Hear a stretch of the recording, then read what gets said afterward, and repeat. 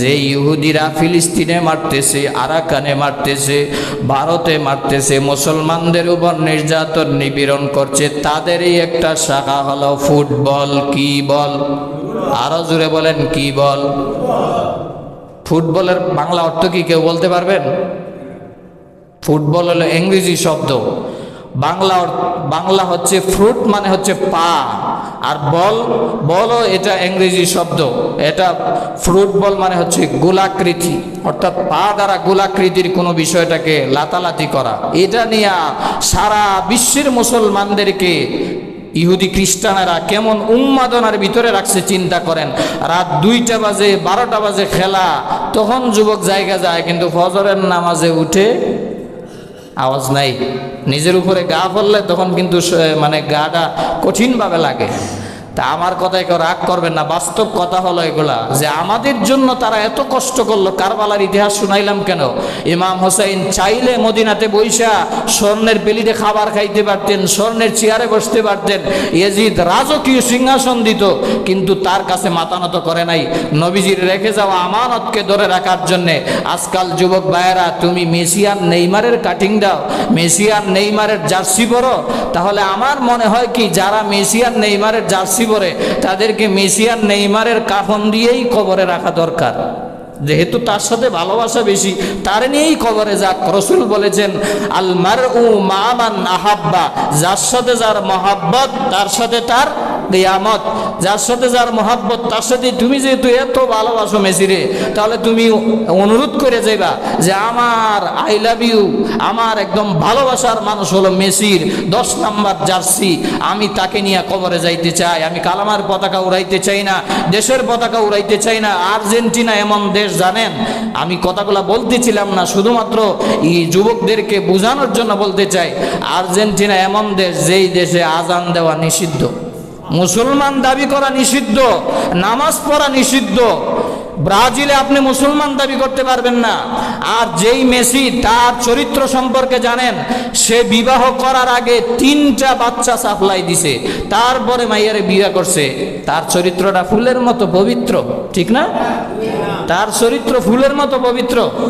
তাহলে যে বুকে লাগায় লাগায় ঘুরেন, বুকে লাগায় লাগায় ঘুরে মানে কি বোঝা যায়? তার চরিত্রের মতো।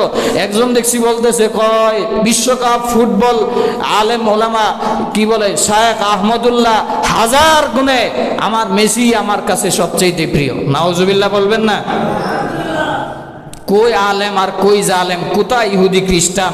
তাদের ষড়যন্ত্র হলো এই ট্রাম্প বৈশা বৈশা ব্রিটেনে বৈশা বৈশা তাদের একটা ফিফা সংগঠন দিয়া হলো বিশ্বকাপ ফুটবল, যেটার মাধ্যমে মুসলমানদেরকে ডুবায় রাখছে।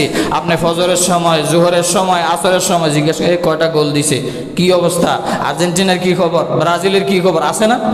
সরকারি দলই হোক, বিরোধী দলই হোক, অনেক হুজুররাও বৈশা বৈশা সিনেমা দেখতেছে, খবর নাই। অথচ এটা নর্তকীরা নাচতে আছে। বিশ্বকাপ 2026 যুক্তরাজ্যে যেখানে খেলা চলে, সেই খেলাকে কেন্দ্র করে এই যে 19 জুলাই পর্যন্ত খেলা চলবে, 19 জুলাই পর্যন্ত 10,000 যৌনকর্মী নারীদেরকে তারা এই ফুটবলের এরিয়ার পাশে রাখছে, শুধুমাত্র মানুষদেরকে আনন্দ দেওয়ার জন্য। নাউজুবিল্লাহ বলবেন না? আমি শুধু বলতে চাই যুবকদেরকে বোঝানোর জন্য যে আপনি কার পিছনে হাঁটতেছেন। জীবন দিয়ে দিতেছে, প্রতিদিনের রিপোর্ট আর্জেন্টিনার জন্য জীবন দিচ্ছে, ব্রাজিলের জন্য জীবন দিচ্ছে। আপনি খেলা দেখেন ভালো কথা, খেলা প্রেমিক হন ভালো কথা, খেলার বিরুদ্ধে আমি না। আমি নিজেও ছোটবেলায় খেলাধুলা করেছি। খেলাধুলা করা, শরীর চর্চা করা ভালো না খারাপ? ভালো। কিন্তু আপনি ইহুদি খ্রিস্টানকে কেন অনুসরণ করবেন? ইহুদি খ্রিস্টানেরা তো আমাদের বন্ধু হইতে পারে না, এটা তো চিরন্তন শত্রু। এ খেলাধুলা করেন, শরীর চর্চা করেন, কোনো বাধা নাই যুবক ভাই। এই জন্য আর্জেন্টিনাকে বুকে লালন করবেন না, ব্রাজিলকে বুকে লালন করবেন না। যদি করেন তাহলে আপনি প্রকৃত মুসলমান দাবি করতে পারেন না। আপনার বুকে থাকবে কালিমার পতাকা। আপনি যদি আপনার বাসার ছাদে উড়াইতে চান লা ইলাহা ইল্লাল্লাহ মুহাম্মাদুর রাসূলুল্লাহ, এই কালিমার পতাকা আপনি উড়ান। দেশের প্রেম দেখান, বাংলাদেশের লাল সবুজ পতাকা উড়ান। এটা না উড়াই আপনি আর্জেন্টিনার ব্রাজিল পতাকা উড়ান কেন?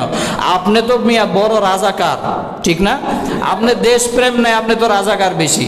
এরপরে রাজাকার তো দেশের আইন অনুযায়ী, আর মুসলিমের আইন অনুযায়ী আপনি যদি ইহুদি খ্রিস্টানকে আপনি মানেন তাহলে তার সাথে আপনার হাসন নসর হবে। আমার উপর রাগ করে কোনো লাভ নাই। আমি জাস্ট বুঝাইতে চেয়েছি রসুলের প্রেম থাকতে হবে, ইসলামের প্রেম থাকতে হবে। তোমার সময় নাই নামাজ পড়ার, কিন্তু খেলা দেখার সময় আছে। সময় নাই তোমার তাসবিহ পড়ার, কিন্তু তোমার সিনেমা দেখার সময় আছে। সময় নাই তোমার কোরআন তেলাওয়াত করার, অথচ আর্জেন্টিনার মেসি কয়টা গোল দিল সেই খবর নেওয়ার সময় আছে। এই জন্য যুবক ভাই, আর্জেন্টিনার ব্রাজিলকে মহব্বত করিয়া নিজের জীবনটাকে ধ্বংস করে দিও না। এটা যুবক মুসলমান যুবকদের জন্য নয়, এটা ইহুদি খ্রিস্টানদের জন্য খেলা। তুমি খেলো, রাত্রে খেলো, দিনে খেলো, কোনো সমস্যা নাই, কিন্তু ইহুদি খ্রিস্টানদেরকে তাদের দেশকে সাপোর্ট করিও না, যেই দেশে আমার আল্লাহর আইন মানে না, যেই দেশে আমার আল্লাহর আজান দেওয়া নিষিদ্ধ, আমার আল্লাহর আইন নামাজ পড়া মসজিদে সরাসরি নিষিদ্ধ, সেই দেশকে কিভাবে একটা যুবক মানতে পারে? আল্লাহ আমাদেরকে বুঝার আমল করার তৌফিক দান করুন। ওয়া আখিরু দাওয়ানা আলহামদুলিল্লাহি রাব্বিল আলামিন।